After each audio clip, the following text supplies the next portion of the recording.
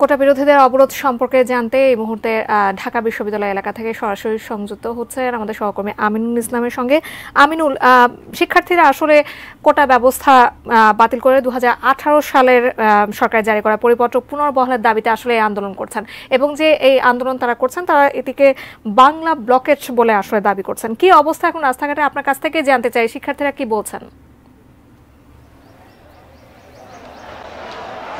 শিক্ষার্থীদের এটি একটি ধারাবাহিক কর্মসূচি এবং তারা যে আন্দোলনটি করছেন কোটা বিরোধী তাদের এই আন্দোলন, এবং সেটির এই 2018 সালের পরে নতুন করে এইটি কোর্টে এই গড়ানোর পরে এটি 7ম দিনের মতো তারা এই কর্মসূচিটি পালন করছে আজকে, এবং তারা আজকের কর্মসূচিতে বাংলা ব্লক নামে নাম দিয়েছে। এবং ইতিমধ্যে আমরা জানি বাংলাদেশের বিভিন্ন জায়গাতে শিক্ষার্থীরা মহাসড়ক অবরোধ করেছে এবং তারা তাদের কর্মসূচি শুরু করেছে।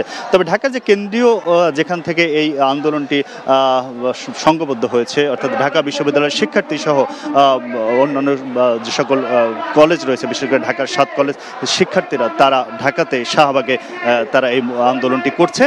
এবং তাদের আগের যে ঘোষিত কর্মসূচি সেখানে আজকে বিকেল 3টায় তাদের জড়ো হওয়ার কথা ছিল, এবং ইতিমধ্যেই তারা ঢাকা বিশ্ববিদ্যালয়ের কেন্দ্রীয় পাবলিক লাইব্রেরির সামনে জড়ো হয়েছেন এবং তারা সেই কেন্দ্রীয় পাবলিক লাইব্রেরির সামনে থেকে মিছিল নিয়ে শাহবাগের উদ্দেশ্যে রওনা হয়েছেন।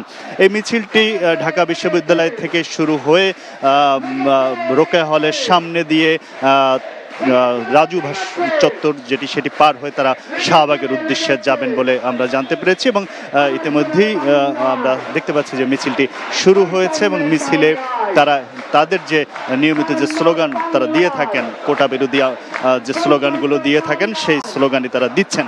অর্থাৎ তারা বলছেন যে কোনো ধরনের কোঠা যেন চাকরিতে না থাকে, এবং কোর্টের যে এখনো সেটি চলমান রয়েছে সেই তাদের পক্ষে যেন রায় আসে সেই দাবি তারা করছেন। অর্থাৎ চাকরিতে কোঠা বিরোধী তাদের আন্দোলন তারা আজকে শুরু করছেন এবং শাহবাগে তারা এখন অবস্থান সেখানে গিয়ে।